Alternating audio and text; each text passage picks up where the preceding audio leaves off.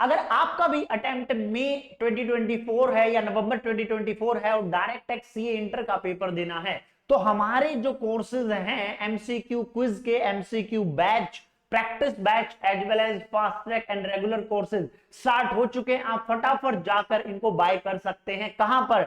www.javelia.com पर या tax target classes पर।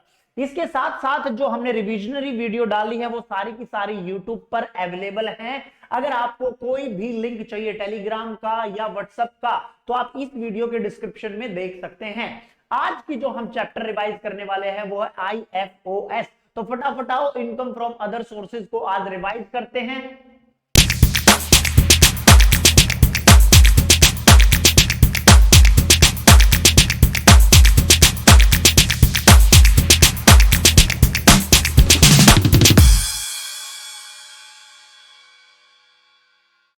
आईएफओएस का मतलब क्या है? इनकम फ्रॉम अदर सोर्सेज, मतलब residuary clause, residuary head.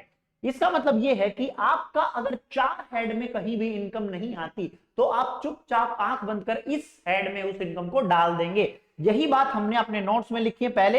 Every income not taxable under any other head, बाकी किसी भी 4 हेड में नहीं आती, दैट मींस रेजिडरी हेड है, वो आईएफओएस कहलाएगा। बशर्ते वो इनकम आपकी एग्जेम्प्ट नहीं होनी चाहिए अंडर सेक्शन 10 से लेकर 13A तक।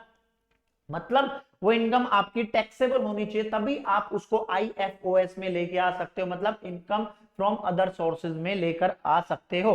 रेलिवेंट मेथड फॉर अकाउंटिंग, आप जो अकाउंटिंग मेथड फॉलो करते हैं वो 2 हेड में ही काम आता है, एक पीजीबीपी में, एक आईएफओएस में। उसके अलावा कहीं पर भी आपकी अकाउंटिंग मेथड फॉलो नहीं होती या काम नहीं आता। अगर आप मर्केंटाइल फॉलो करते हैं तो एक्यूरल बेसिस पर आप इनकम बुक कर सकते हैं, और अगर आप कैश सिस्टम को फॉलो करते हैं तो आप कैश बेसिस पर अपनी इनकम अपने बुक्स में रिकॉर्ड कर सकते हैं और उस पर टैक्स दे सकते हैं। कुछ ऐसी इनकम्स हैं जो हमेशा आईएफओएस में ही टैक्सेबल होंगी, जैसे एक एक करके डिस्कस करते हैं। Dividend, interest on income tax refund, अगर आपको इनकम टैक्स रिफंड मिला है उसके ऊपर जो इंटरेस्ट मिलता है वो आईएफओएस में टैक्स होगा। कैजुअल और non recurring income, casual income भी आईएफओएस में टैक्सेबल होती है। Winning from lotteries, puzzles, horse race, card game etcetera की इनकम भी आईएफओएस में ही टैक्सेबल होती है। इनकम फ्रॉम अनडिस्क्लोज सोर्स, आप सोर्स डिस्क्लोज ही नहीं करते, वो कहते 4 हेड में नहीं दिखा रहे, कोई बात नहीं, हम 5वें में डाल देते हैं आईएफओएस में।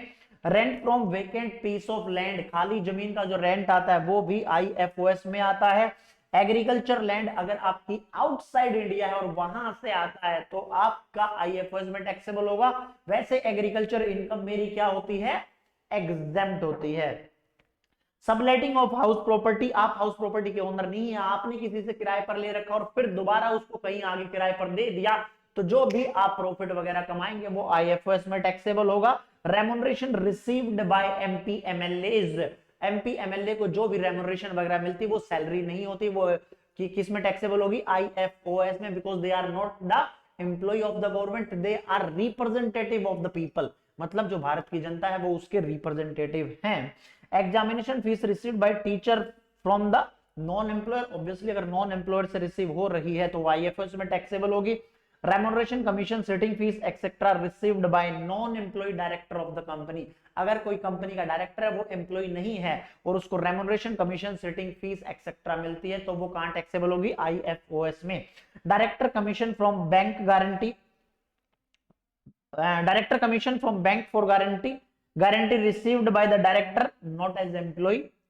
Director commission under underwriting shares, अगर शेयर्स आपने इश्यू किया, अंडरराइटिंग में कुछ कमीशन मिलता है तो वो भी आईएफओएस में टैक्सेबल होगा। Interest on employees contribution from URPF, that means unrecognised provident fund से अगर एम्प्लॉय के कंट्रीब्यूशन पर इंटरेस्ट मिला तो वो भी कहां टैक्सेबल होगा? आईएफओएस में, ठीक है, सैलरी हेड में नहीं जाएगा। पेंशन, अगर फैमिली को पेंशन मिल रही है मरणोपरांत, मरने के बाद उसकी फैमिली को कोई पेंशन मिलती है तो कहां पर टैक्सेबल होगी? आईएफओएस में, लेकिन उसकी डिडक्शन होगी 57 में, ये आगे चलकर हम इसकी डिडक्शन देखेंगे। उसको 15,000 पर एनम वाली डिडक्शन याद है? हाँ जी सर, वो आगे चल के एक बार डिस्कस करेंगे। Interest received on compensation on compulsory acquisition of immovable property, immovable property by the government. अगर गवर्नमेंट इमूवेबल प्रॉपर्टी की कंपलसरी एक्वायरमेंट करती है और उस पर कंपनसेशन देती है, उस कंपनसेशन पर आपको इंटरेस्ट मिलता है, या फिर एनहांस कंपनसेशन, बाद में बढ़ के कंपनसेशन आया, उस पर जो इंटरेस्ट मिलता है वो सारा का सारा आईएफओएस में टैक्सेबल होगा और उस पर 50% की डिडक्शन भी मिलती है। Compensation for any other payment received in connection with the termination of his employment. अगर आप अपनी एम्प्लॉयमेंट कहीं पर नौकरी करते थे और उसको टर्मिनेट कर दिया, मतलब निकाल दिया, किसमें, कॉन्ट्रैक्ट क्लॉज के हिसाब से, या कॉन्ट्रैक्ट में आपका मॉडिफिकेशन हुआ है, या फिर किसी भी कारणवश आपको कोई पेमेंट मिली है लेकिन वो पेमेंट आपको एम्प्लॉयर से नहीं मिलनी चाहिए, वो पेमेंट आपको अदर देन एम्प्लॉयर से मिलनी चाहिए, तो आप उसको आईएफओएस में लेकर आओगे। जैसे फॉर एग्जांपल मैंने किसी के साथ कॉन्ट्रैक्ट किया कि अगर मेरी यहां से जॉब छूटी, अगर मुझे यहां से कुछ भी नुकसान हुआ, मान लो प्रीवियस एम्प्लॉयर से या मैंने किसी की रेफरेंस के थ्रू कहीं पर जॉब लगवाई थी, जिसकी रेफरेंस के थ्रू मैंने जॉब लगवाई थी, उसके साथ मैंने कॉन्ट्रैक्ट किया कि भाई देख, जैसे प्लेसमेंट ऑफिस, मैंने प्लेसमेंट ऑफिस वाले को फीस दी कि भैया आप मेरी जॉब लगवा दो, उसने कहा आपको यहाँ पर 1 साल तक की गारंटी है। प्लेसमेंट ऑफिस वाला कहता है अगर 1 साल से पहले आपको निकाल दिया तो मैं आपको 3 महीने की सैलरी दूंगा एज ए कंपनसेशन। तो अगर मेरे को 1 साल से पहले निकाल दिया और मुझे अगर वहां से कंपनसेशन मिलता है तो वो आईएफओएस में टैक्सेबल होगा। क्यों? क्योंकि वो प्लेसमेंट ऑफिस से मुझे कंपनसेशन मिला है, ना कि मुझे एम्प्लॉयर ने दिया है। अगर एम्प्लॉयर किसी भी तरह का कंपनसेशन देता है तो वो इन ल्यू ऑफ सैलरी होगा और सैलरी हेड में टैक्सेबल होगा।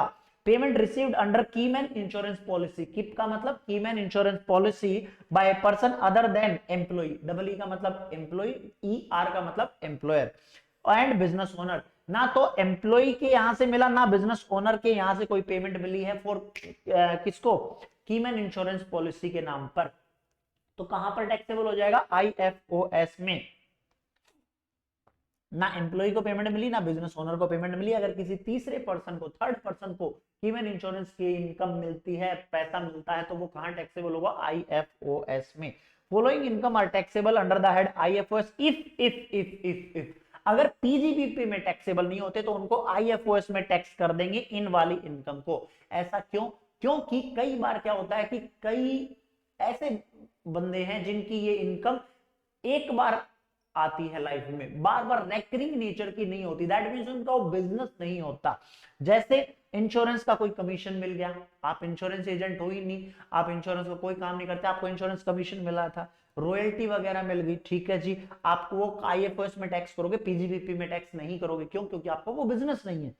Interest on securities and interest on bank deposit या डिपॉजिट्स विद द कंपनी, इसको हम बाद में डिस्कस करेंगे। अगर आपको ये इंटरेस्ट मिल रहे हैं बैंक डिपॉजिट में या सिक्योरिटीज पर, तो आप कहां टैक्सेबल करोगे, आईएफओएस में।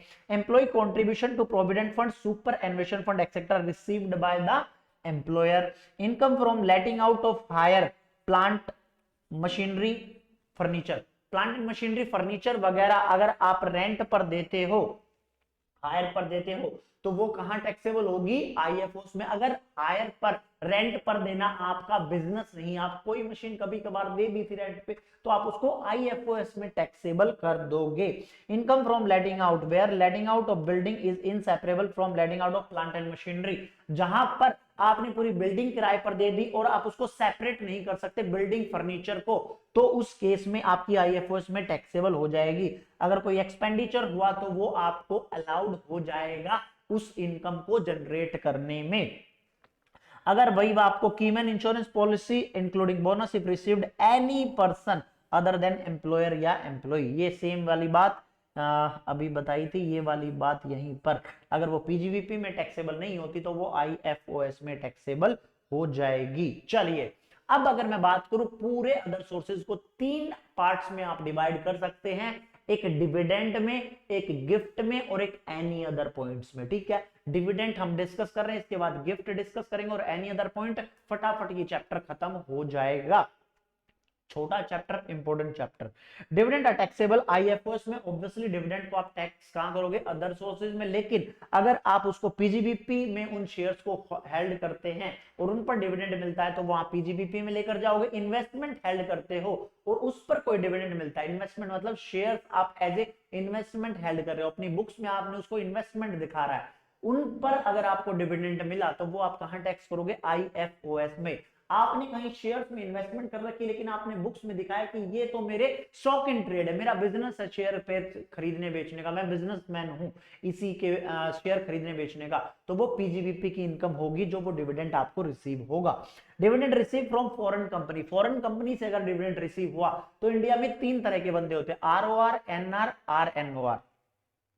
फटाफट, अगर आरओआर हो तो हमेशा ही टैक्सेबल होगी, लेकिन अगर नॉन रेजिडेंट हो या आरएनओआर हो तो तब ही टैक्सेबल होगी अगर आपको वो इनकम इंडिया में डायरेक्टली रिसीव हो रही है, वो डिविडेंड इंडिया में फॉरेन कंपनी से। ठीक है सर। डिविडेंड 1/4/2020 से फुल्ली टैक्सेबल कर दिया। पहले की कहानी मैंने regular class as well as fast track class as well as practice batch में भी आपको बताई थी कि डिविडेंड पहले टैक्सेबल होता था किसके हाथ में, कंपनी के हाथ में, उन्हीं को सीडीटी डीडीटी वगैरह 115 ओ का चक्कर चलता था। लेकिन अब सीधा सिंपल इन्होंने कर दिया, हमें नहीं पता, सीधा जिसके हाथ में इनकम गई उसी से हम टैक्स लेंगे। पहले कंपनी ने डिविडेंड बांटा तो पहले कंपनी टैक्स देती थी, लेकिन अब सीधा जिसके हाथ में इनकम गई वही टैक्स देगा। तो अब आपके एग्जाम के लिए क्या इंपॉर्टेंट है, शेयर होल्डर को अगर डिविडेंड मिला तो शेयर होल्डर उस पर टैक्स देगा, कंपनी का उससे कोई लेना देना नहीं है। फाइनेंस एक्ट 2020 से ये बात है। दूसरी बात, जब आप डिविडेंड पढ़ेंगे तो एक तो नॉर्मल डिविडेंड हो गया। सर नॉर्मल का क्या मतलब है, नॉर्मल का मतलब है कंपनी अपनी नॉर्मल टर्म पर अपने शेयर होल्डर को डिविडेंड देती है। उसके अलावा भी 5 ऐसे केसेस हैं जहां पर डीम्ड डिविडेंड का कॉन्सेप्ट चलता है। डीम्ड डिविडेंड का मतलब क्या है, मानो या ना मानो जबरदस्ती गवर्नमेंट ये कह रही है हम आपके हाथ में, अगर कंपनी ने इन 5 केसों में से कुछ भी आपके हाथ में दिया तो हम जबरदस्ती आपके हाथ में इसको क्या मान लेंगे, डिविडेंड मान लेंगे। हालांकि वो डिविडेंड होता नहीं है, लेकिन सरकार ये कहती है कंपनी आपको डायरेक्टली डिविडेंड ना देकर किसी और नाम से डिविडेंड दे रही है। तो ये 5 केसेस हम वो डिस्कस करेंगे। जो नॉर्मली कंपनी डिविडेंड डिक्लेयर करती है वो तो आप आईएफओएस में टैक्स करोगे ही करोगे, लेकिन अगर ये 5 केसेस भी हुए तो ये डीम्ड डिविडेंड हो जाएंगे। डीम्ड डिविडेंड के सेक्शन 222 ए से लेकर 222 ई तक होते हैं। 222 ए, बी, सी, डी और ई 5 सेक्शन है, लेकिन आप 4 को एक साथ पढ़ोगे और एक को अलग से पढ़ोगे। 4 कौन से, 222 ए, बी, सी, डी, इन 4 को आप एक साथ पढ़ोगे, एक नजरिया देख लेकर पढ़ोगे। और जब 222 ई पढ़ोगे तो उसको एकदम सेपरेटली पढ़ोगे। इन 4 में और उस अकेले में क्या डिफरेंस है, जब वो अकेला आएगा तब मैं डिफरेंस बता दूंगा, पहले हम 4 डिस्कस करते हैं। ठीक है सर। नॉर्मली बात, इन the hands of share holder, unit holder, अगर शेयर होल्डर को यूनिट होल्डर का मतलब है आप म्यूचुअल फंड होल्ड करते हैं और आपके पास म्यूचुअल फंड की यूनिट्स हैं। अगर आप किसी कंपनी के शेयर होल्ड करते हैं दैट मींस आप शेयर होल्डर हैं, और यूनिट होल्डर का मतलब आपके पास म्यूचुअल फंड है, यूटीआई के म्यूचुअल फंड वगैरह है। ठीक है सर। अगर आप यूनिट होल्डर हैं या शेयर होल्डर हैं तो आपके हाथ में ये टैक्सेबल हो जाएगा, ये एग्जेम्प्ट नहीं होता है। लेकिन इसके साथ साथ इन्होंने एक बात बताई कि जब भी आपको डिडक्शन मिलेगी तो क्या इनकम के अगेंस्ट में खर्चे अलाउड हो जाएंगे। आप जनरली बिजनेस करते हो, इन रेवेन्यू जनरेट करते हो, खर्चे अलाउड कर देते हो, तो क्या जो डिविडेंड मिलेगा उसके अगेंस्ट में कुछ खर्चे अलाउ कर देंगे। मैं अपनी कंपनी के ऑफिस तक गया, अपनी गाड़ी से गया, मेरा तेल पानी का खर्चा, मेरा वहां रहने का खर्चा, मान लो मुंबई गया था डिविडेंड लेने, क्या ये सब खर्चे अलाउड कर देंगे अगर मैं डिविडेंड मेरी इनकम है। नहीं, वो कह रहा है ऐसा कोई भी खर्चा डिविडेंड के अगेंस्ट एडजस्ट नहीं करने देंगे। लेकिन एक खर्चा हम डिविडेंड के अगेंस्ट एडजस्ट करने देंगे, वो है कि अगर आपने बाई चांस कहीं से लोन पर ब्याज पर पैसा उठाया और फिर आपने आगे कंपनी में इन्वेस्ट कर दिया और उस कंपनी ने आपको दिया डिविडेंड, फिर आप उस डिविडेंड में से कुछ इंटरेस्ट पे कर रहे हो जहां से आपने लोन उठाया था, तो उस केस में आपको 20% ऑफ द डिविडेंड इनकम, जो भी कंपनी ने डिविडेंड दिया था, तो मैक्सिमम उस डिविडेंड इनकम का 20% तक आप इंटरेस्ट एक्सपेंस क्लेम कर सकते हो। सिर्फ इंटरेस्ट एक्सपेंस कौन सा, जो आपने लोन पर लेकर इन्वेस्टमेंट की थी। हालांकि कितने परसेंट चांसेस हैं कि बंदा बैंक से जाएगा, बैंक में जाकर लोन लेगा, बैंक से लोन लिया, फिर जाकर शेयर मार्केट में उस पैसे को इन्वेस्ट कर देगा। अब अगर शेयर मार्केट से उसको डिविडेंड मिलता है तो उस जो भी डिविडेंड मिला उसका 20%, मैक्सिमम 20% तक का खर्चा क्लेम कर सकता है, जो आप आगे बैंक को इंटरेस्ट दोगे। सिर्फ एक तरह की डिडक्शन अलाउड है डिविडेंड इनकम के अगेंस्ट। ठीक है sir. Grossing up, grossing up का कॉन्सेप्ट क्या कहता है? ग्रोसिंग अप का कॉन्सेप्ट ये कहता है कंपनी जब भी आपको डिविडेंड देगी, कंपनी जब भी देने वाला जब भी देता टीडीएस काट के, कंपनी जब भी आपको डिविडेंड देगी वो डिविडेंड में से टीडीएस काट के देगी अंडर सेक्शन 194 और 194 के में 10% के हिसाब से। तो जो भी आपको डिविडेंड मिलेगा वो नेट ऑफ होके मिलेगा। तो आप जैसे मान लो 100 रुपए का अगर कंपनी ने आपको डिविडेंड दिया था तो 10% उसमें से आपका टीडीएस काट लेगी, आपको 90 रुपए देगी। तो आप अपनी इनकम कितनी दिखाओगे सरकार को? सर मैं इनकम दिखाऊंगा 90 रुपए, नहीं, गलत हो जाएगा। आपको इनकम हमेशा ग्रॉस वैल्यू दिखानी। दैट मींस डिविडेंड था 100 रुपए, 10 रुपए कट गया टीडीएस, तो आप इनकम दिखाएंगे 100 रुपीज, 90 रुपीज नहीं दिखाएंगे। तो इसको ग्रॉस अप कैसे करेंगे? जो भी आपको नेट डिविडेंड मिला है मल्टीप्लाई बाय 100, जो भी अमाउंट मिली मल्टीप्लाई बाय 100 डिवाइडेड बाय आप वो रेट माइनस कर दो जिस रेट पर उस पर टीडीएस कटा है। दैट मींस 10% पर टीडीएस कटा तो डिवाइड बाय 90 कर दो। तो जो भी आपको फिगर मिले उसके मल्टीप्लाई में कर देना 100 और डिवाइडेड बाय क्या कर दोगे 90। जो भी ये फिगर निकल कर आएगी ये मेरी ग्रॉस वैल्यू होगी किसकी? डिविडेंड की। ठीक है, ठीक है सर। ऐसे आप ग्रॉस करना सीख सकते हैं। इन द हैंड्स ऑफ कंपनी या म्यूचुअल फंड क्या होगा? मैंने आपको बताया शेयर होल्डर यूनिट होल्डर के हाथ में ऑब्वियसली टैक्स होगा। भैया आपको टैक्स देना पड़ेगा। आपको खर्चा 20% of interest 20% of dividend income का मैक्सिमम खर्चा मिल सकता है अगर आपने लोन पर लेकर इन्वेस्टमेंट की है इंटरेस्ट का। ग्रॉसिंग अप, आप जो कंपनी मिलेगी आपको टीडीएस काट के देगी तो आप उसको ग्रॉस कर सकते हैं। अब कंपनी के हाथ में क्या ट्रीटमेंट है? कंपनी के हाथ में कोई ट्रीटमेंट नहीं है। जब भी आप डिविडेंड बांटो तो 10% का टीडीएस काट लेना 194 और 194 के। 194 में शेयर होल्डर के लिए और 194 के में म्यूचुअल फंड यूनिट होल्डर के केस में। ठीक है सर। लेकिन दो बातों का ध्यान रखना, 5,000 रुपए तक 5,000 रुपए तक यूनिट होल्डर या शेयर होल्डर 5,000 रुपए तक की डिविडेंड दे रहे हो तो मत काटना। उस केस में आप टीडीएस बिल्कुल मत काटना। ठीक है सर। चलो जी, उसके बाद ये एक छोटा सा एग्जांपल है, आप वीडियो पॉज करके इसको आप पढ़ सकते हैं। फटाफट आ जाइए। उसके बाद year of taxability of dividend, section 8 क्या कहता है? Year of taxability of dividend. किस साल में मैं डिविडेंड को टैक्सेबल करूंगा? किस साल में मैं डिविडेंड को टैक्सेबल करूंगा? अगर आपको नॉर्मल डिविडेंड मिल रहा है तो जिस साल में एजीएम में डिक्लेयर होगा, जिस साल की एजीएम में डिविडेंड डिक्लेयर होगा उसी साल उसको टैक्स कर देंगे। अगर डीम्ड डिविडेंड है तो जिस साल में बटेगा, जिस साल में डिस्ट्रीब्यूट होगा उस साल में उसको टैक्सेबल कर देंगे।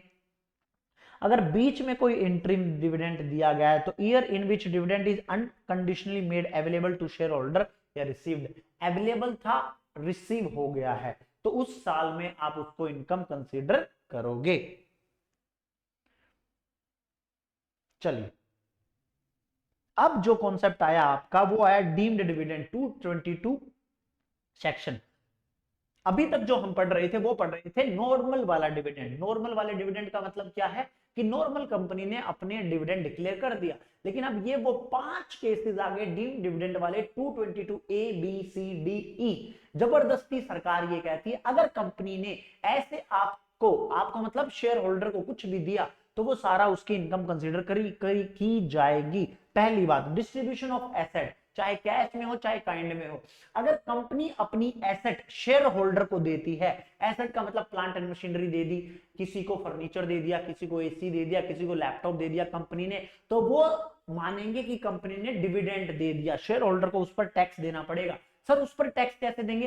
फेयर मार्केट वैल्यू, जिस दिन कंपनी ने वो एसेट कैश में हो या काइंड में हो शेयर होल्डर को दी, उस दिन की फेयर मार्केट वैल्यू, उस दिन की फेयर मार्केट वैल्यू तक अमाउंट को हम शेयर होल्डर के हाथ में क्या मान लेंगे? Deemed dividend. और डीम्ड डिविडेंड का सेम ट्रीटमेंट करेंगे जो हमने नॉर्मल डिविडेंड का किया था। सर कौन से वाला? जो आपने ये वाला पढ़ा था, टैक्स देना पड़ेगा, डिविडेंड पर डिडक्शन है, ग्रॉसिंग अप। कंपनी को क्या करना पड़ेगा? वही टीडीएस वाला कॉन्सेप्ट। ठीक है, डीम्ड डिविडेंड वाले केस में। तो अगर आपको कैश एसेट बांटी कैश या काइंड में, लेकिन इसमें एक मेन इंपॉर्टेंट पॉइंट क्या है? मेन इंपॉर्टेंट पॉइंट ये है कि आपको एसेट बांट दी, ठीक है, कोई दिक्कत नहीं है, लेकिन आप मैक्सिमम डिविडेंड शेयर होल्डर के हाथ में उतना ही मानोगे जितना जितना कंपनी की बैलेंस शीट में रिजर्व थे, कंपनी की बैलेंस शीट में रिजर्व थे। अब बात समझना, ये कंपनी की हो गई बैलेंस शीट, एसेट खड़ी है यहां पर मान लो 100 करोड़ रुपए की, और यहां पर जो रिजर्व खड़े हैं ये हो गई कंपनी की बैलेंस शीट, और यहां पर जो एसेट हैं वो है 100 करोड़ के, और जो यहां पर रिजर्व हैं वो है मान लो 80 करोड़ के, ठीक है। तो सिर्फ अगर कंपनी ने अपने शेयर होल्डर को 100 करोड़ की एसेट बांट दी, तो जितनी भी शेयर होल्डर को बांटी आप 100 करोड़ डिविडेंड नहीं मानोगे, सिर्फ 80 करोड़ तक जितने भी रिजर्व हैं उतनी अमाउंट तक ही आप शेयर होल्डर के हाथ में डिविडेंड मानोगे। प्रोपोर्शनेटली, प्रोराटा बेसिस पर प्रोपोर्शनेटली बांट देंगे अमाउंट, जिसके हाथ में जितने शेयर उतने 80 करोड़ को प्रोपोर्शनेटली बांट देंगे, उतना उनके हाथ में टैक्स कर देंगे। बात समझ आई कि नहीं आई? सर एक बार और बता दो, कंपनी की बैलेंस शीट में एसेट खड़ी है मान लो 100 करोड़ रुपए की, और रिजर्व खड़े हैं मान लो 80 करोड़ के, 50 करोड़ के, 50 करोड़ के, तो सिर्फ जितने रिजर्व है उतने तक का ही डिविडेंड माना जाएगा शेयर होल्डर यूनिट होल्डर के हाथ में। उससे ज्यादा का, जैसे अब 100 करोड़ की एसेट, रिजर्व 80 करोड़ के, तो 20 करोड़ एक्स्ट्रा की एसेट है, वो 20 करोड़ हम डिविडेंड नहीं मानेंगे, ठीक है, ठीक है सर। दूसरी इंपॉर्टेंट बात, जो वो रिजर्व है वो चाहे नॉर्मल रिजर्व हो या कैपिटलाइज रिजर्व हो, वो तब भी डिविडेंड मानेंगे। Reserve include capital reserve. तो एक्यूमुलेटेड प्रॉफिट, जितना भी आपकी बैलेंस शीट में एक्यूमुलेटेड प्रॉफिट है, रिजर्व खड़े हैं, रिजर्व चाहे कैपिटलाइज रिजर्व हो, वो भी कंसीडर किए जाएंगे। There should be distribution from accumulated profit of the company whether capitalize और नॉट फ्रॉम कैपिटल। कैपिटल से पैसा बटा वो नहीं मानेंगे, वो कह रहे हैं कि अगर आपने एसेट बांटी तो वो सिर्फ कितना होगा, जितना रिजर्व होल्ड करते हैं उस कंपनी की बैलेंस शीट में, सिर्फ आप उतना ही कंसीडर करके चलोगे। यहां पर जो रिजर्व है, अगर यहां पर बाई चांस मान लो अगर वो होल्ड करता है शेयर कैपिटल, और यहां पर है रिजर्व 20, 80, 100, तो आप सिर्फ 80 का मानोगे, 20 का नहीं मानोगे, ठीक है, ठीक है सर, समझ आ गया। Distribution must be result in the release of company asset. Obviously company asset बांटोगे, ए मतलब एसेट, 222 ए, 222 ए की बात करके चल रहा है, स्मॉल ए, 222 ए की बात करके चल रहा है कैश और काइंड में, ठीक है, ठीक है सर।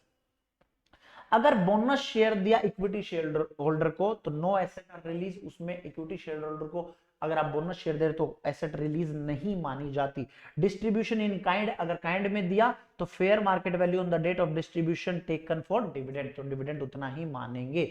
दूसरा केस डिस्ट्रीब्यूशन, अब आप क्या कर रहे हो, एसेट नहीं बांट रहे, अब कह रहे हो हमारी कंपनी हम डिबेंचर बांट देते अपने को, अपने शेयर होल्डर को, तो वो कह रहा है अगर आपने डिबेंचर बांटे या बोनस शेयर बांटे, डिबेंचर बांटे या बोनस शेयर बांटे, तो हम आपके हाथ में, शेयर होल्डर के हाथ में डीम्ड डिविडेंड मान लेंगे। लेकिन लेकिन लेकिन लेकिन लेकिन ध्यान सुनना इधर, अगर डिबेंचर बांटे, डिबेंचर स्टॉक बांटे, डिपॉजिट सर्टिफिकेट बांटे टू शेयर होल्डर, किसी भी शेयर होल्डर को, चाहे वो इक्विटी शेयर होल्डर है या प्रेफरेंस शेयर होल्डर है, तो हम डीम्ड डिविडेंड मान लेंगे। लेकिन अगर बोनस शेयर बांटे, किसको, प्रेफरेंस शेयर होल्डर को, तो ही हम डीम्ड डिविडेंड मानेंगे। अगर बोनस शेयर बांटे इक्विटी शेयर होल्डर को, तो हम डीम्ड डिविडेंड नहीं मानेंगे। Correct, correct sir. सर कितनी अमाउंट तक, वही एक्यूमुलेटेड प्रॉफिट वेदर कैपिटलाइज्ड और नॉट, चाहे आपने कैपिटलाइज किए या नहीं किए, जितना एक्यूमुलेटेड प्रॉफिट होगा उतनी अमाउंट तक ही हम डीम्ड डिविडेंड मानेंगे, उससे ज्यादा हम डीम्ड डिविडेंड नहीं मानने वाले, ठीक है, ठीक है सर। तीसरा distribution of asset kind, sir अभी तो पढ़ाया था at the time of liquidation, वो था नॉर्मल केस में एसेट बांट रहे हो, ये लिक्विडेशन के केस में एसेट बांट रहे हो। तो अगर आप एसेट बांटोगे, अगर आपने लिक्विडेशन के टाइम पर एसेट बांटी, चाहे कैश में बांटो चाहे काइंड में मानो बांटो, तो जितना भी एक्यूमुलेटेड प्रॉफिट होगा वेदर कैपिटलाइज और नॉट, वो सारा का सारा क्या मान लिया जाएगा, डीम्ड डिविडेंड मान लिया जाएगा, ठीक है, ठीक है sir. Distribution of reduction of share capital by the company. आप क्या कर रहे हो, अपनी शेयर कैपिटल रिड्यूस कर रहे हो। कैसे? मान लो 10 रुपीज का शेयर था, आप उसमें से 5 रुपीज रिडीम कर रहे हो। अब कह रहे हो इसकी फेस वैल्यू हम 5 रुपए छोड़ देंगे, 5 रुपए शेयर होल्डर को वापस दे रहे हो। Reduction in the share capital, D मतलब decrease in the share capital. तो अगर आप ऐसा करोगे तो भी केस में शेयर होल्डर को जितना भी पैसा मिलेगा up to the amount of accumulated profit whether capitalized और नॉट, वो सारा का सारा क्या मान लिया जाएगा? Deemed dividend. किसके हाथ में? शेयर होल्डर के हाथ में, और टैक्स कर दिया जाएगा। विद एग्जांपल मैंने ये समझाया हुआ, आपको ना समझ में आए तो आप एग्जांपल रीड कर सकते हैं। अब I most important. Sir most important का मतलब क्यों? इसके बिहाफ पर आपके मॉड्यूल में क्वेश्चन भी है। बाकी 4 इंपोर्टेंट हैं बट 5वां मोस्ट इंपोर्टेंट है। 5वें को एकदम रट लो, एमसीक्यू में भी यहां से पूछ सकता है और नॉर्मल क्वेश्चन भी यहां से आ सकता है। 222E। Sir 222 A B C D आपने कहा था 4 एक साथ पढ़ना और ये एक साथ पढ़ना, दोनों में डिफरेंस बताओ। पहले डिफरेंस मैं आपको बता दूं, जो 222E लगता है वो सिर्फ क्लोजली हेल्ड कंपनी पर लगता है, मतलब सिर्फ प्राइवेट लिमिटेड कंपनी पर लगता है, अनलिस्टेड कंपनी पर लगता है। ठीक है सर, ठीक है, ठीक है सर। और जो बाकी 4 सेक्शन थे वो सारी कंपनियों पर लगते हैं। ठीक है सर, एक डिफरेंस हो गया। दूसरा डिफरेंस, जो पहले के 4 सेक्शन थे 222A B C D, वो 4 सेक्शन में हमने बताया था up to the amount of accumulated profit whether capitalized और नॉट, वो सारी अमाउंट डीम्ड डिविडेंड मानी जाएगी। लेकिन 222E में सिर्फ और सिर्फ आपका जो रिजर्व है, जो एक्यूमुलेटेड प्रॉफिट है, वो ही आपका डीम्ड डिविडेंड की इनकम कंसीडर करेंगे, सिर्फ उतने अमाउंट तक की। कैपिटलाइजेशन से इसका कोई लेना देना नहीं है। मतलब अगर आपने कैपिटलाइज किया तो इस सेक्शन पर वो चीज नहीं लगेगी। सर कैपिटलाइज का मतलब क्या मतलब है? कैपिटलाइज का मतलब है, नेट से आपका रिजर्व खड़ा था लाइबिलिटी साइड में। सोचो ये बैलेंस शीट बनी है और आपका लाइबिलिटी साइड में रिजर्व खड़ा था। जब लाइबिलिटी साइड में रिजर्व खड़ा था तो आपने क्या किया? रिजर्व को कन्वर्ट करके किस में कर दिया? Share capital, bonus share issue कर दिया रिजर्व में से। एंट्री किधर की किधर पास हुई? लाइबिलिटी टू लाइबिलिटी साइड, तो वो कैपिटलाइज कर दिया आपने प्रॉफिट। तो कैपिटलाइज के केस में पहले 4 में हम लेते हैं डीम डिविडेंड, लेकिन 5वें के केस में हम डीम डिविडेंड कंसीडर नहीं करते। ठीक है sir. Distribution of accumulated profit by way of loan और एडवांसेस। आप क्या कर रहे हो? आप अपने शेयर होल्डर को क्या दे रहे हो? लोन दे रहे हो, एडवांस दे रहे हो अमाउंट। तो जो भी पैसा as a loan as a advance दोगे तो वो डीम डिविडेंड मान लिया जाएगा up to the amount of accumulated profit, normal वाला।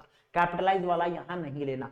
किस किस केस में ये लगेगा? Closely held company, that means unlisted company के केस में लगेगा। अगर आप एडवांस और लोन देते हो, किसको देते हो? शेयर होल्डर को देते हो। किस शेयर होल्डर को देते हो? जो 10% की इक्विटी, एटलीस्ट 10% की इक्विटी शेयर होल्डर है आपकी कंपनी में, आप उस शेयर होल्डर को। सर कोई 8% की इक्विटी शेयर होल्डर दे रहा है, हम उसको लोन दे रहे हैं, क्लोजली हेल्ड कंपनी, नहीं लगेगा ये वाला सेक्शन। 10% की इक्विटी शेयर होनी ही चाहिए उसके पास, पहली बात। आप उस शेयर होल्डर को दे रहे हो, ठीक है, तो लोन मान लेंगे, डीम डिविडेंड मान लेंगे। ठीक है सर।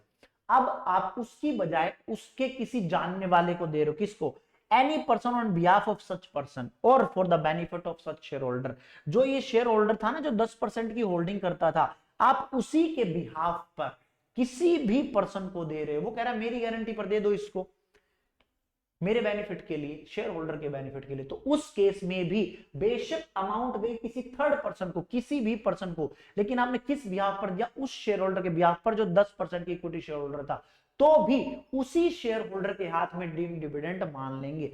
तीसरा केस, आप किसी भी अदर कंसर्न को दे रहे हो, किसी प्राइवेट लिमिटेड कंपनी को दे रहे हो, किसी पार्टनरशिप फर्म को दे रहे हो, किसी एलएलपी को दे रहे हो, उसमें वो सब्सटेंशियल इंटरेस्ट रखता है वो शेयर होल्डर जो हमारी कंपनी में 10% का इक्विटी शेयर होल्डर है। वही शेयर होल्डर किसी और कंपनी में 20% शेयर होल्डिंग होल्ड करता है, और इस कंपनी ने उस कंपनी को अमाउंट दी लोन में। तो बेशक मैंने किसी थर्ड पर्सन को दिया है, एनी कंसर्न, बट ये वाला जो 10% की शेयर होल्डिंग हमारी कंपनी में करता है, यही 20% की शेयर होल्डिंग उसको करता है, और मैंने लोन दिया उसको, तो भी इसी 10% वाले के हाथ में ये डीम डिविडेंड माना जाएगा। या फिर any person in which such share holder is member या पार्टनर, किसी एओपी वगैरह में मेंबर था या किसी पार्टनरशिप फर्म में मेंबर पार्टनर था, तो भी कौन? ये वाला 10% वाला, तो भी अगर मैं बेशक उस पार्टनरशिप फर्म को उस एओपी को दे रहा हूं, बट ये बंदा जो मेरी कंपनी में 10% की होल्डिंग करता है, ये उसमें मेंबर है या पार्टनर है, तो भी इसके हाथ में डीम डिविडेंड माना जाएगा under section 222E up to the amount of accumulated profit. Capitalization का यहां कोई रिलेशन नहीं है। होप सो आपको अच्छे से समझ आया होगा। ये विद एग्जांपल मैंने समझा रखा है, आप इसको रीड आउट कर सकते हैं। एक्सेप्शन आर ऑलवेज देयर, कुछ ऐसे केसेस जहां पर 222E नहीं लगता।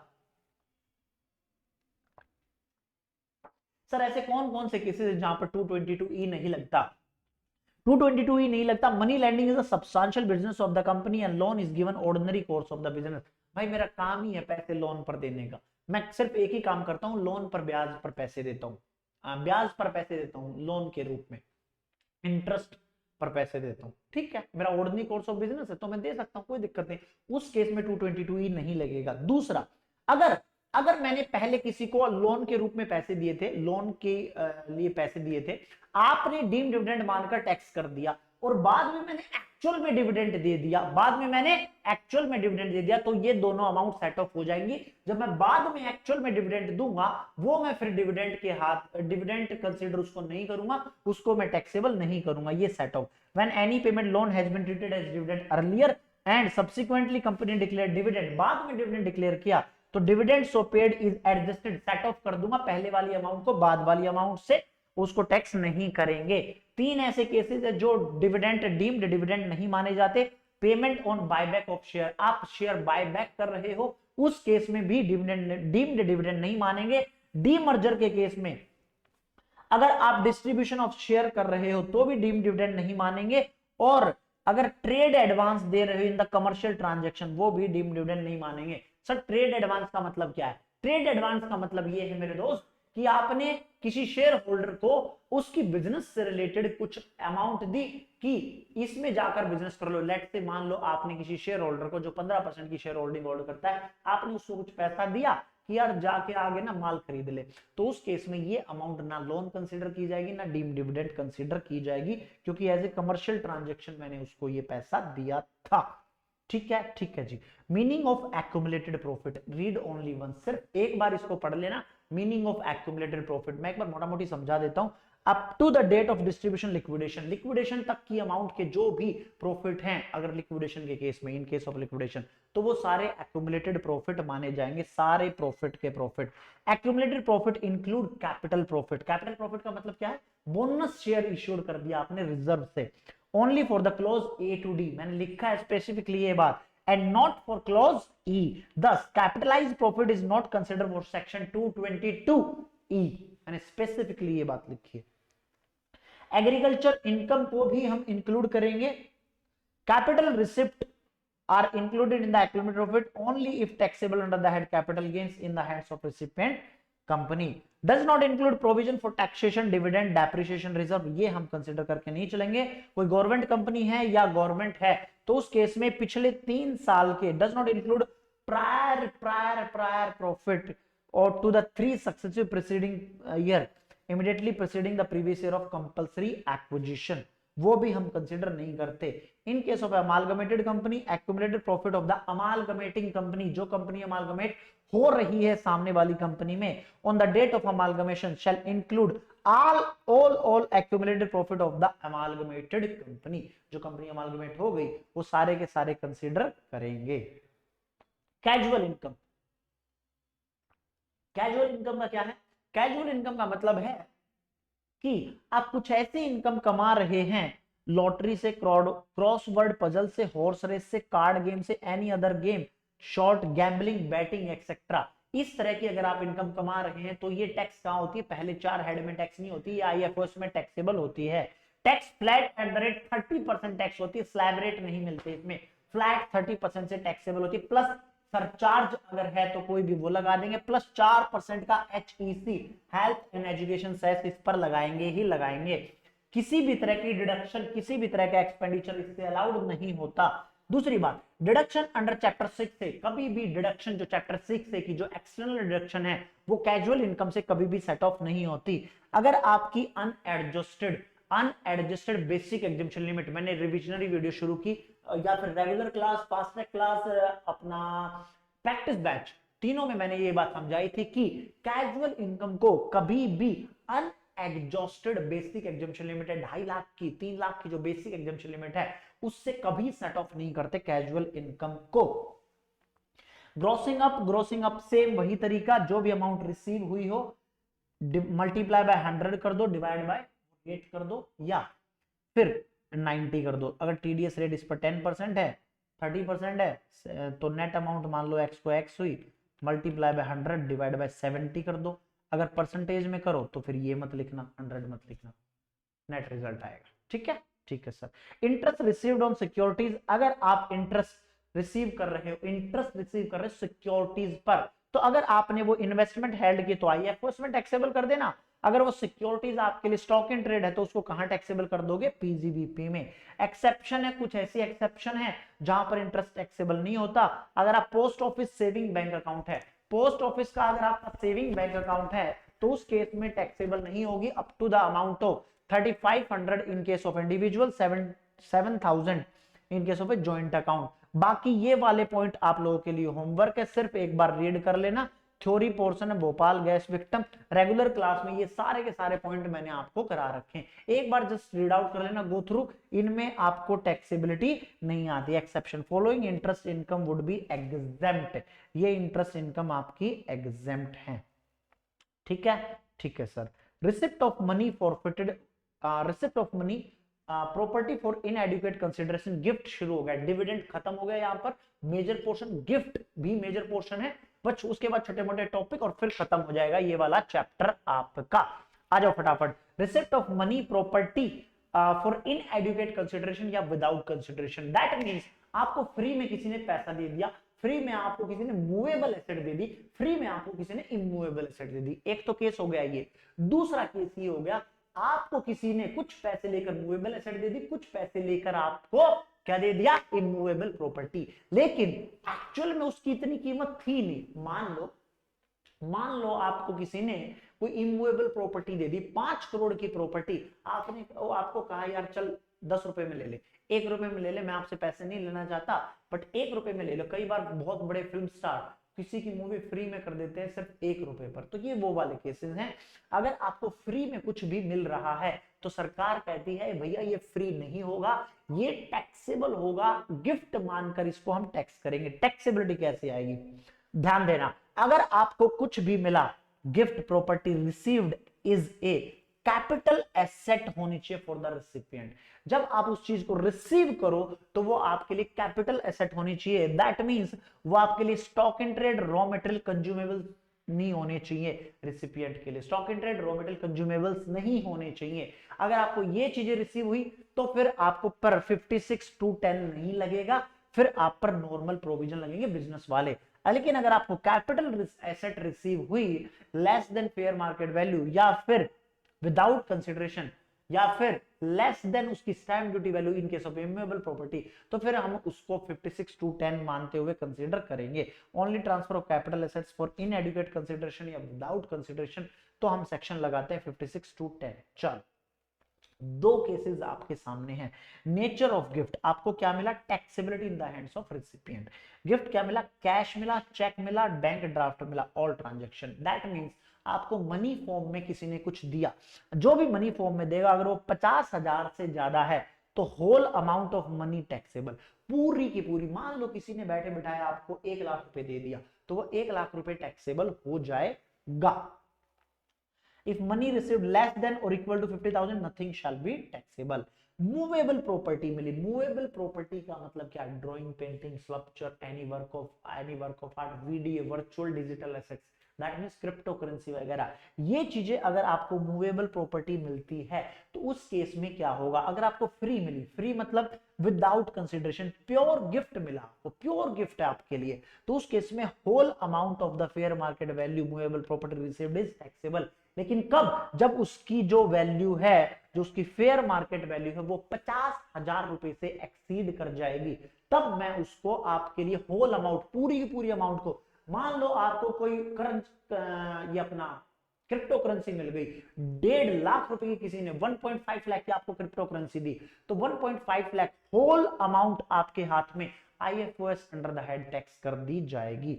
इन एडुकेट कंसिडरेशन का मतलब है कि उसकी फेयर मार्केट वैल्यू से कंपेयर करेंगे उसका सेल प्राइस।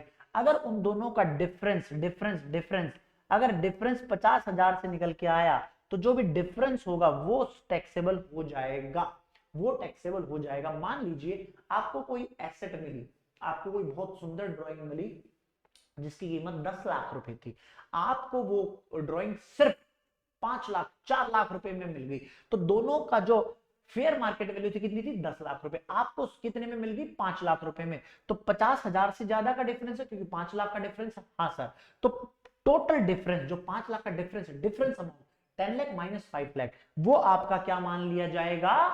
फटाफट बोलो सर। आईएफओएस में इनकम मान ली जाएगी। Limit of 50,000 consider aggregately for all gift received during the year. इस भाई ने गिफ्ट ड्राइंग कर दी 20,000 रुपए की, आपको 50-50 जगह से गिफ्ट मिल गया। ड्राइंग एक बहुत सुंदर कला मिली आपको 20,000 रुपए की, तो सबको कलेक्टिवली लेंगे तब जाकर 50,000 की लिमिट चेक करेंगे। एक एक करके 50,000 की लिमिट चेक नहीं करेंगे, सबको एक साथ मिलाकर 50,000 की लिमिट चेक करेंगे। ठीक है सर। अगर लेस देन है तो 50,000 और इक्वल टू है तो उस केस में नथिंग शैल बी टैक्सेबल। 50,000 से ज्यादा होनी चाहिए। चलो जी, लास्ट पॉइंट है रिसिप्ट ऑफ इमूवेबल प्रॉपर्टी। अगर आपको इमूवेबल प्रॉपर्टी मिली, इमूवेबल प्रॉपर्टी का मतलब लैंडर बिल्डिंग, अगर आपको ये चीजें मिलती हैं तो उस केस में हम देखेंगे कि भैया प्योर गिफ्ट है, फ्री मिल रहा है, और उस प्रॉपर्टी की जो स्टैंप ड्यूटी वैल्यू है वो 50,000 से ज्यादा है, तो whole stamp duty value is taxable. लेकिन अगर आपको इन एडुकेट कंसिडरेशन वो चीज मिली है तो उस केस में हम चेक करेंगे difference between the stamp duty value and purchase price.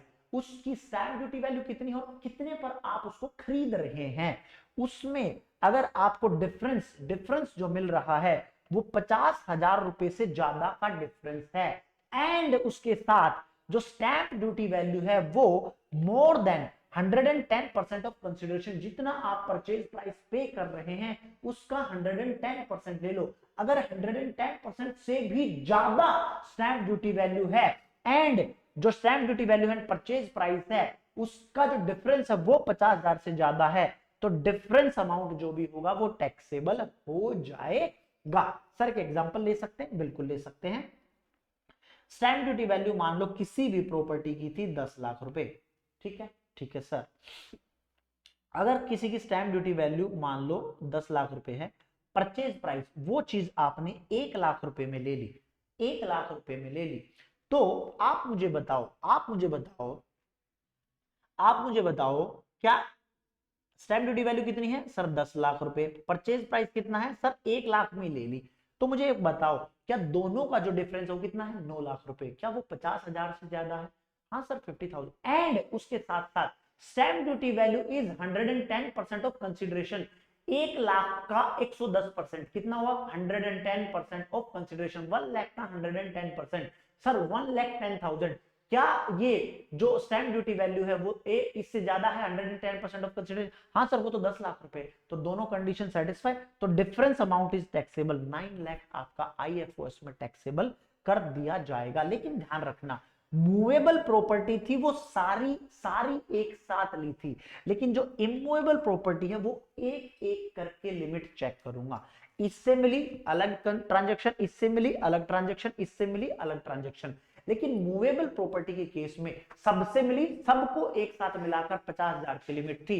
लेकिन इमूवेबल प्रॉपर्टी में पर इमूवेबल प्रॉपर्टी पर एसएससी 50,000 की लिमिट होगी। ठीक है सर। ये दोनों पॉइंट वही कैपिटल गेन वाले हैं। अगर आपका डेट ऑफ एक्विजिशन और डेट ऑफ रजिस्ट्रेशन दोनों अलग अलग डेट का है, date of agreement, date of registration की डेट अलग अलग है, तो क्या लेंगे मैं आपको कैपिटल गेन में पढ़ाऊंगा। अगर stamp duty value immovable property की डिस्प्यूट है तो एसएससी वैल्यूएशन ऑफिसर वाला केस इसमें सेम लगेगा। ये है दोनों बातें हम कहां पढ़ेंगे? कैपिटल गेन चैप्टर में। मूवेबल प्रॉपर्टी का मतलब क्या है? Property means the following capital assets of the SSC. कौन कौन सी? देखिए जी, immovable property being land, building और बोथ, ये तो है ही है प्रॉपर्टी का मतलब। उसके बाद गिनी चुनी चीजें हैं, ये गिनी चुनी चीजें आपको एकदम रट्टाफिकेशन मारने, share, security, jewelleries, archaeological collection, drawing, painting, sculpture, any work of art and Boolean, silver और गोल्ड की प्योरेस्ट फॉर्म। उसके साथ साथ ये नया ऐड हुआ था वर्चुअल डिजिटल एसेट, मतलब क्रिप्टो करेंसी भी प्रॉपर्टी की डेफिनेशन में ऐड हो चुकी है बाय फाइनेंस एक्ट 2022। बात समझ आई? सर आर्कियोलॉजिकल कलेक्शन क्या होते हैं? Related to past Asian time, पिछले जमाने, पूर्व जमाने की चीजें, पिछले जमाने की चीजें। बुलियन का मतलब क्या होता है? गोल्ड या सिल्वर अपनी प्योरेस्ट फॉर्म में। ठीक है, ठीक है सर।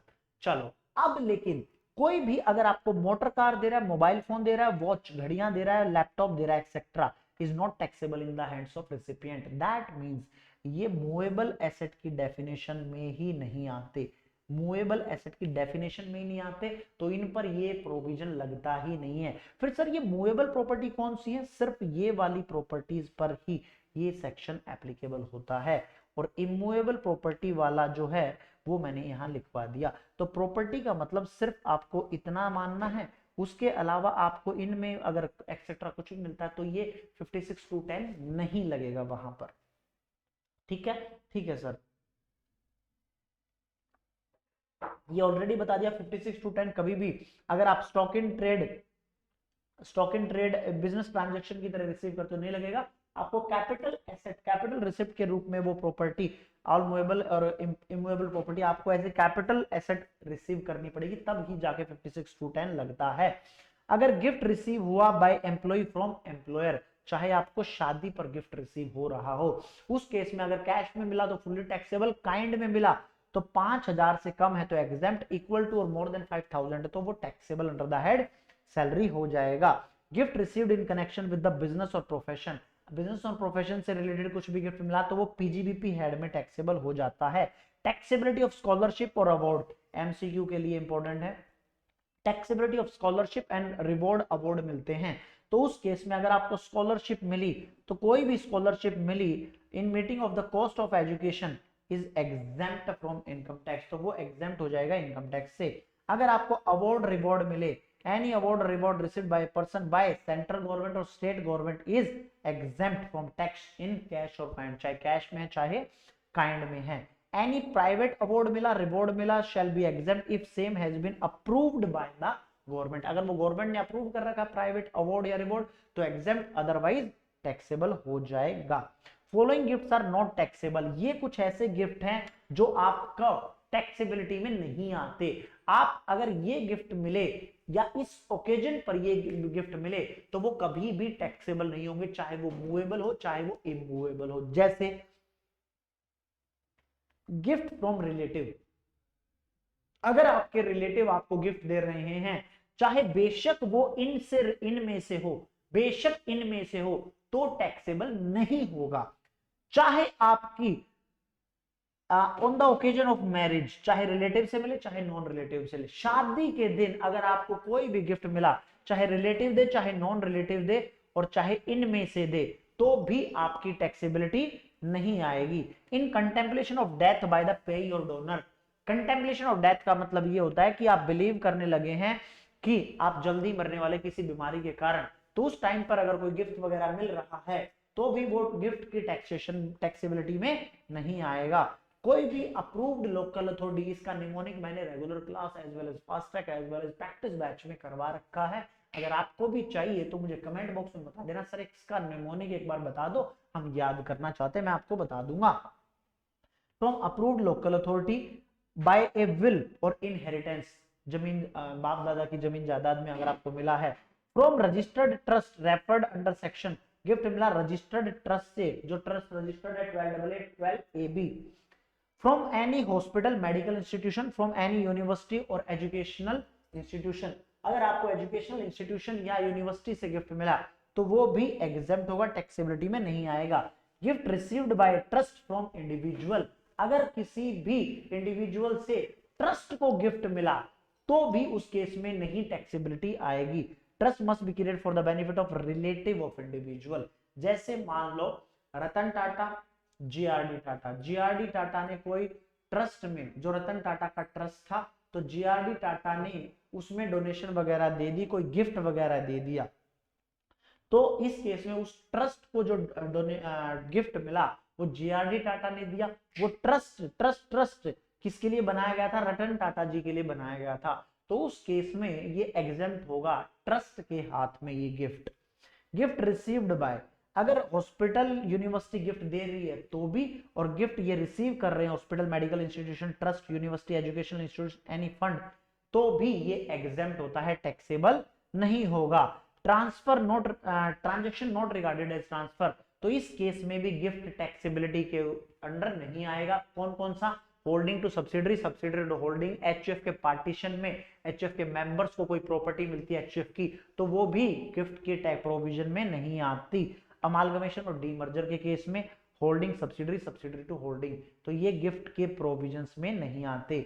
ये अमेंडमेंट हुई थी, gift received from the following is exempt. कोविड-19 वाला केस है, आपको कोविड-19 हुआ या फिर इन द डेथ, आपको कोविड-19 हुआ, आपको लोगों ने कुछ पैसे दिए, तो उस केस में आपको वो गिफ्ट नहीं माना जाएगा, 56(2)(10) नहीं लगेगा, वो एग्जेम्प्ट होते थे।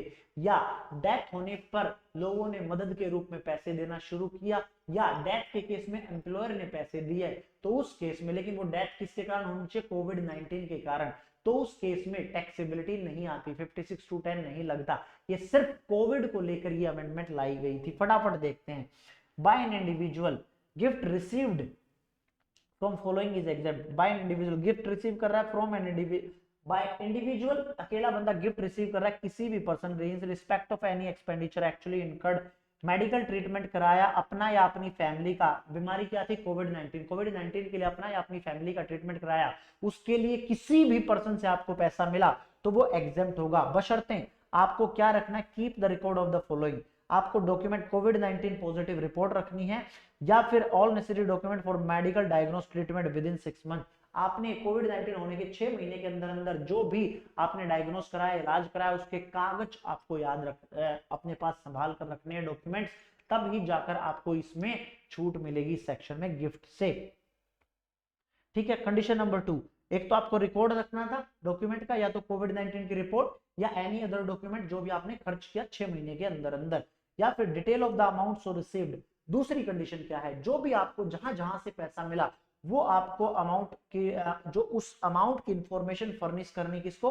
इनकम टैक्स डिपार्टमेंट को 9 महीने के अंदर अंदर, जिस भी साल में हुआ उसके खत्म होने के 9 महीने के अंदर अंदर आपको वो सारी इंफॉर्मेशन, इस बंदे ने मुझे इतना पैसा दिया, इस बंदे ने इतना पैसा दिया, इस बंदे ने इतना पैसा दिया, साथ में कोविड-19 की रिपोर्ट लगाकर, खर्चों की लिस्ट लगाकर सारा इनकम टैक्स को दे देना 9 महीने के अंदर अंदर, तो आपको छूट मिल जाएगी। दूसरा case, if the member of the family of a disease person, ये तो था बीमारी के लिए, पहले वाला था बीमारी के लिए, आप बीमार हो, कोविड-19 के लिए खर्चा किसी ने दिया। दूसरे वाले केस में किसी की डेथ हो गई तो आपको पैसा मिला।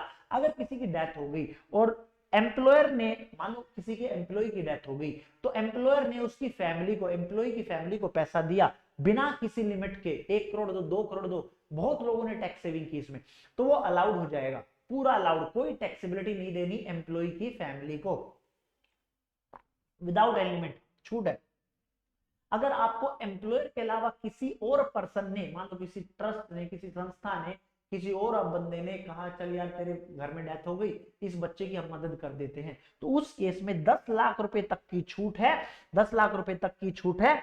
अगर किसी घर में डेथ हो गई और उसकी फैमिली मेंबर को कोई और पर्सन पैसे दे रहा है अदर देन एम्प्लॉयर, एम्प्लॉयर के केस में कोई लिमिट नहीं है, पूरी छूट है।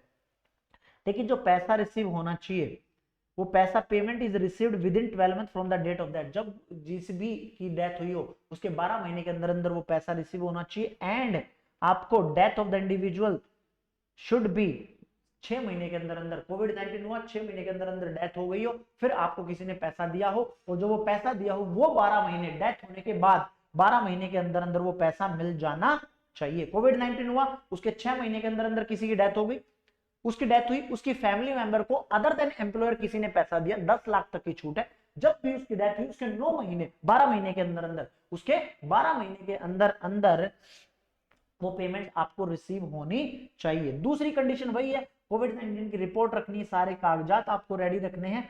तीसरी बात, detail of the amount received must be furnished to the income tax department 9 महीने के अंदर अंदर। वही, ये दोनों कंडीशन तो सेम है, पहले वाली भी, ये भी तो यही कंडीशन थी। 9 महीने के अंदर अंदर इनकम टैक्स डिपार्टमेंट को बताना है। जिस भी साल में डेथ हुई उस साल के खत्म होने के 9 महीने के अंदर अंदर आप इनकम टैक्स को सारी डिटेल दे दो, इस बंदे ने पैसा दिया, ये कोविड-19 की रिपोर्ट लो, ये हमारे खर्चे हुए, सारी चीजें, तो वो एग्जेम्प्ट हो जाएगा। एम्प्लॉयर के केस में अनलिमिटेड, अदर देन एम्प्लॉयर के केस में लिमिट के साथ 10 लाख की लिमिट तक। फैमिली का मतलब सेम वही, spouse, children of the individual, parents, brother, sister of the individual, wholly और mainly dependent of the individual. चलो जी, meaning of the relative, relative का मतलब क्या है? रिलेटिव कहां की डेफिनेशन में? मैंने कहा था गिफ्ट, अगर गिफ्ट आपको रिलेटिव ने दिया, गिफ्ट आपको रिलेटिव ने दिया तो गिफ्ट एग्जेम्प्ट होता है, गिफ्ट पर कभी भी टैक्सेबिलिटी नहीं आती, 56(2)(10) नहीं लगता। तो वो रिलेटिव कौन कौन है, हमें कौन कौन गिफ्ट देगा ताकि वो टैक्सेबिलिटी में आए ना? मैं हूं, मैं, मेरी वाइफ रिलेटिव है, मेरे पेरेंट्स, वाइफ के पेरेंट्स रिलेटिव है, मेरे बेटा बेटी, वाइफ के बेटा बेटी रिलेटिव है, उनके आगे बेटा बेटी, उनके आगे बेटा बेटी रिलेटिव है, मेरे दादाजी के पिताजी, और उनके दादाजी के पिताजी, ये सारे रिलेटिव हैं। जो भी मैंने बताया इन सब की पत्नियां, वाइफ, या फिर बेटा बेटी है तो उनके हस्बैंड, या फिर बहू है तो उसका पति, ये सारे के सारे रिलेटिव की डेफिनेशन में आते हैं। एक एक करके पढ़ दे, एक एक करके। इंडिविजुअल की स्पाउस, ब्रदर, सिस्टर, मैं जैसे इंडिविजुअल हूं तो मेरी वाइफ, मेरे भाई, मेरी बहन, ये सारे मेरे क्या माने जाएंगे? रिलेटिव माने जाएंगे। Brother sister of spouse of individual, जो मेरी वाइफ होगी उसके ब्रदर सिस्टर भी रिलेटिव माने जाएंगे, दैट मींस साला साली।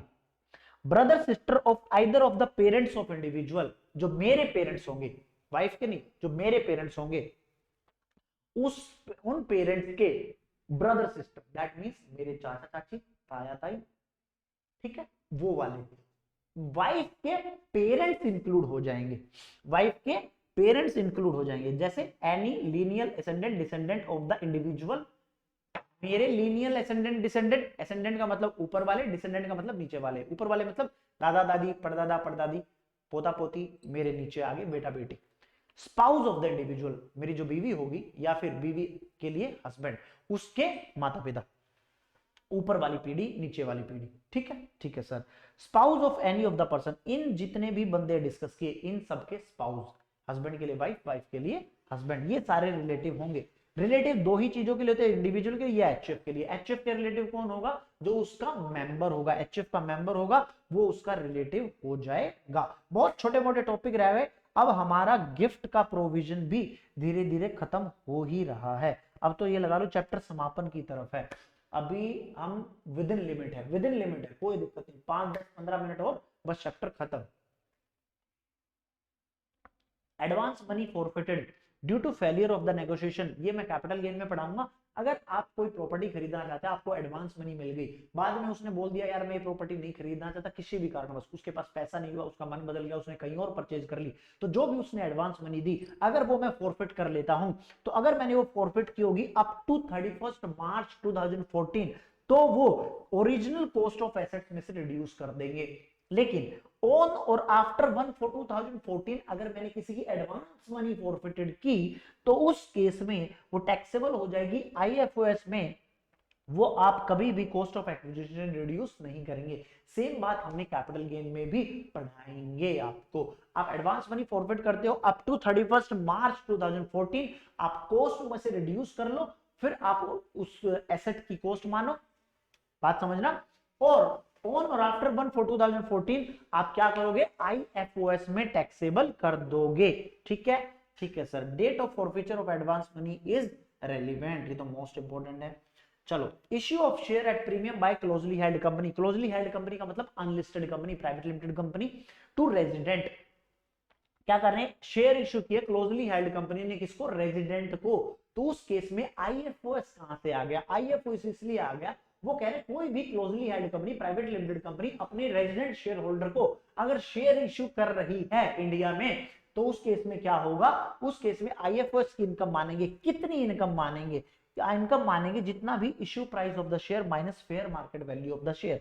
मान लो कोई शेयर 10 रुपए का था, उसकी फेयर मार्केट वैल्यू 50 रुपए है, लेकिन वो शेयर हमने 100 रुपए में इश्यू कर दिया, तो issue price minus fair market value, जो 10 रुपए थी वो तो फेस वैल्यू थी, जो 50 रुपए थी वो फेयर मार्केट वैल्यू थी और जो 100 रुपए थी वो इशू प्राइस था। तो इस 100 रुपए में से तो issue price minus fair market value, issue price minus fair market value, issue price minus fair market value, जो भी होगा वो सारा टैक्सेबल मान लिया जाएगा। क्या कंडीशन होनी चाहिए? कंडीशन क्या है, इंपॉर्टेंट क्रक्स क्या है कि ये पब्लिक कंपनी के केस में ये सेक्शन नहीं लगता, प्राइवेट कंपनी के केस में लगता है। ये कभी भी आप शेयर इश्यू करोगे पार पर या डिस्काउंट पर ये सेक्शन नहीं लगेगा। ये सेक्शन तब ही लगेगा तब प्रीमियम पर इश्यू होंगे, पार या डिस्काउंट पर होंगे तो नहीं लगेगा। The issue of price of the share should be more than fair market value, जो उसकी मार्केट वैल्यू है उससे ज्यादा होना चाहिए। जैसे ये वाला केस देखो, सी लिमिटेड वाला केस, इसकी फेस वैल्यू कितना था 100 रुपीज, इश्यू प्राइस कितना था 110 और फेयर मार्केट वैल्यू 90 रुपीज था। तो 110 issue price minus fair market value 20 rupees per share के हिसाब से टैक्सेबिलिटी आ जाएगी अंडर सेक्शन 52(7)(b। ठीक है सर। बाकी आप एक बार ये एग्जांपल सारे के सारे रीड आउट कर लेना। Interest received on compensation, enhance compensation. चलिए जी, अगर गवर्नमेंट कंपलसरी एक्वायर करती है आपकी लैंड बिल्डिंग और आपको बदले में कंपनसेशन देती है और उस पर इंटरेस्ट देती है, तो उस केस में इंटरेस्ट जो होगा वो कहां टैक्सेबल होगा? आईएफओएस में टैक्सेबल करेंगे। इनकम फ्रॉम अदर सोर्सेज में डिडक्शन कितनी मिलेगी? जो भी इंटरेस्ट मिलेगा, चाहे कंपनसेशन पर चाहे एनहांस कंपनसेशन पर। सर एनहांस कंपनसेशन का मतलब ये है कि सरकार ने पहले एक बार मुआवजा दिया जमीन एक्वायर करने का, किसान या कोई भी इंसान जिसकी प्रॉपर्टी बिकी थी वो बोले यार हमें हमारी वैल्यू तो ज्यादा थी, सरकार ने एनहांस बढ़ाकर पैसा दिया। तो जो लोग शुरू में कंपनसेशन दिया, एनहांस कंपनसेशन दिया, तो बीच का जो डिफरेंस है, तो कई बार इस पर सरकार इंटरेस्ट भी देती है, ब्याज, तो उस ब्याज पर भी डिडक्शन मिलती है और ये टैक्सेबल होगा आईएफओएस में। इंटरेस्ट की डिडक्शन 50% तक अलाउड होती है। बाकी कोई भी एक्सपेंडिचर हो, कोई वकील किया, सरकार पर केस किया, कुछ भी किसी भी तरह का हो, उसका खर्चा नहीं मिलेगा, सिर्फ 50% ऑफ द इंटरेस्ट का डिडक्शन मिल जाएगी।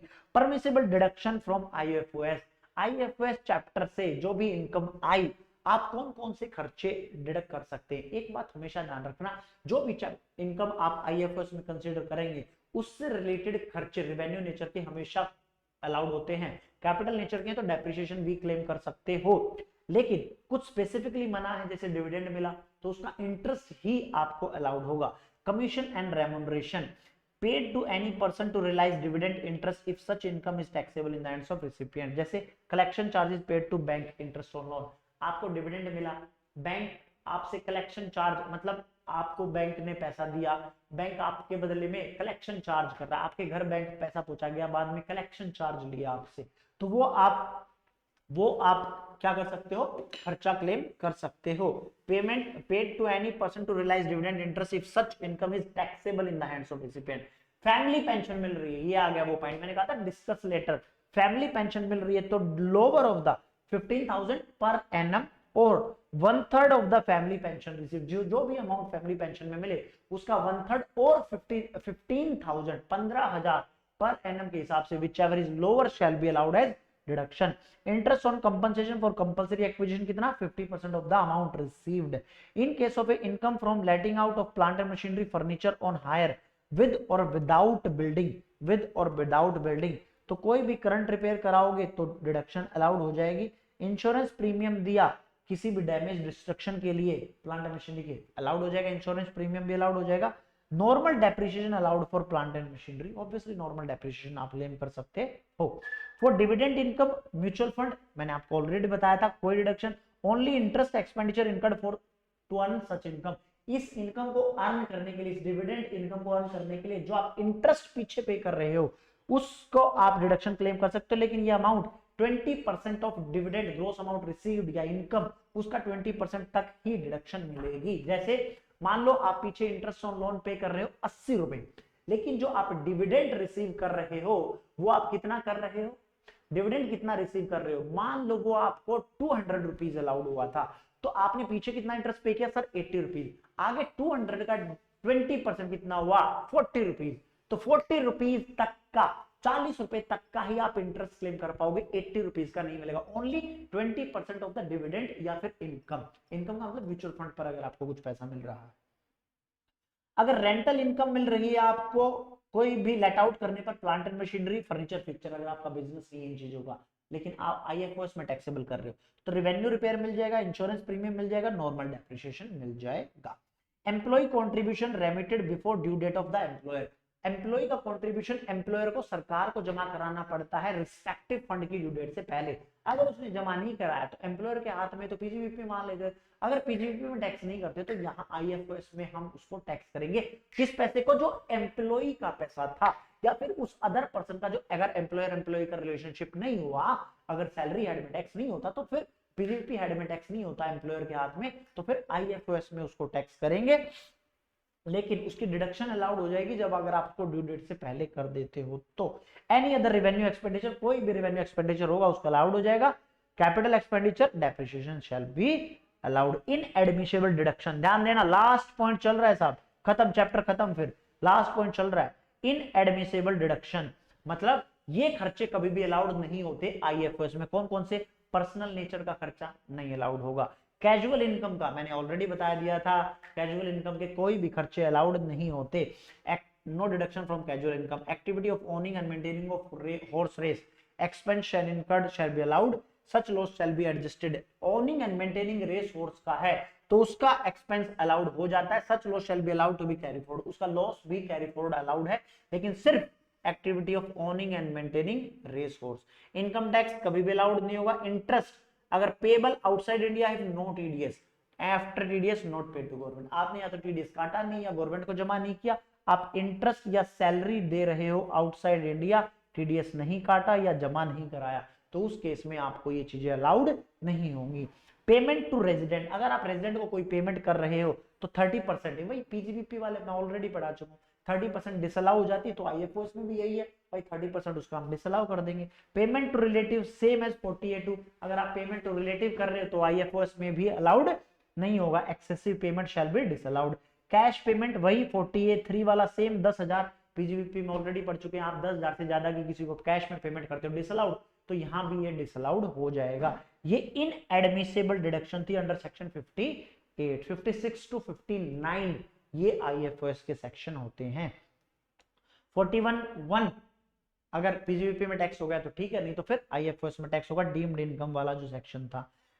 टैक्सेशन ऑफ अदर इनकम कुछ भी नहीं है, खत्म चैप्टर। गिफ्ट ऑलरेडी पढ़ा चुका हूं। Owning and maintaining of horse race obviously IFOS में टैक्सेबल होगा। Interest receive from government for delayed payment और कंपनसेशन और एनहांस कंपनसेशन आईएफओएस में टैक्सेबल होगा इमूवेबल प्रॉपर्टी के लिए। Forfeiture of advance money IFOS में टैक्सेबल होगा, लेकिन डेट ध्यान रखना। कीमैन इंश्योरेंस पॉलिसी, अगर any sum received under a general insurance policy other than unit linked insurance policy and keep, थोड़ा सा इंपॉर्टेंट मार्क कर लेना, वो भी आईएफओएस में टैक्सेबल होगा। इंश्योरेंस फ्रॉम अनडिस्क्लोज्ड सोर्स, आपको पता ही नहीं पैसा कहां से आ रहा है, वो कह रहे चुपचाप आईएफओएस में टैक्सेबल कर दो, कोई दिक्कत नहीं। रिसिप्ट विदाउट कंसीडरेशन, आपको कुछ मिला विदाउट, आपने बदले में कुछ नहीं दिया, बस आपको मिला आईएफओएस में टैक्स कर देंगे। Last, income from owning and maintaining of horse race, chapter खत्म, चैप्टर खत्म, बस ये 4-5 लाइनें पढ़ाऊंगा। Income from owning and maintaining of horse race, अगर आपकी इनकम हॉर्स रेस से हो रही है लेकिन बिजनेस आपका ओन करने का भी और मेंटेन करने का भी है, तो आपकी जो इनकम है वो टैक्सेबल हो जाएगी आईएफओएस में।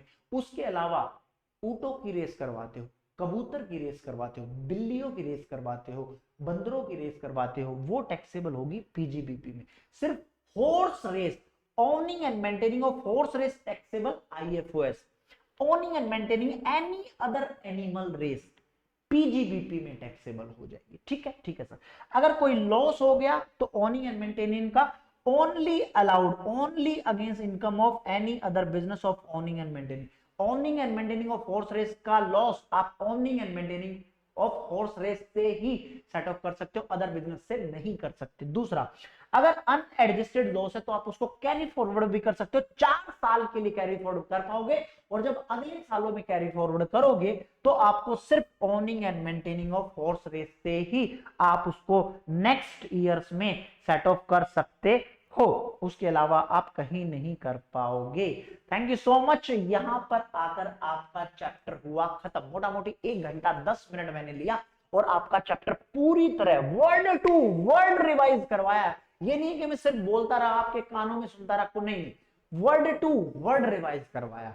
प्रिंट आउट चाहिए, पीडीएफ चाहिए, कुछ भी चाहिए, कुछ भी चाहिए, तो आप इस वेबसाइट पर www.jagulia.com पर जाकर ले सकते हैं। हर तरह के कोर्सेज अवेलेबल है, MCQ quiz, MCQ batch, practice batch में सिर्फ आपके क्वेश्चन आंसर्स की प्रैक्टिस करवाएंगे। रिवीजन वीडियो में करवा दिया, मैराथन भी लेकर आएंगे। नोट चाहिए तो आप फ्री रिसोर्सेज वाले हेड पर क्लिक करोगे, आपको ये सारे नोट्स यहां पर अवेलेबल हो जाएंगे। आप यहां से नहीं करना चाहते, मुझसे बात करना चाहते, इस वीडियो के डिस्क्रिप्शन में व्हाट्सएप का लिंक है, आप मुझे व्हाट्सएप कर सकते हैं पर्सनली।